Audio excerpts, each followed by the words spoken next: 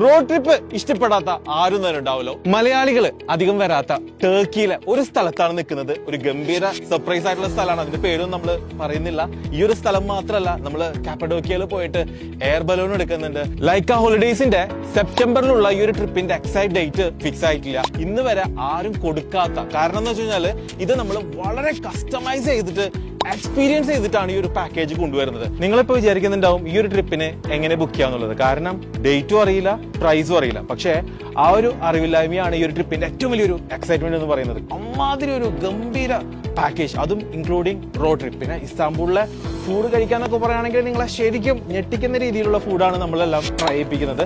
ഇത് നിങ്ങൾക്ക് നമ്മൾക്കൂടെ വരണമെന്നുണ്ടെങ്കിൽ ഇപ്പൊ തന്നെ നിങ്ങൾ ബുക്ക് ചെയ്യുക. കാരണം വളരെ ലിമിറ്റഡ് ആയിട്ടുള്ള സീറ്റ്സുകൾ മാത്രമേ ഉള്ളൂ. ഇങ്ങനെ കുറെ കയറാനും ഇറങ്ങാനും റോഡ് ട്രിപ്പ് ഉള്ള ഒരു ട്രിപ്പാണ് കേട്ടോ.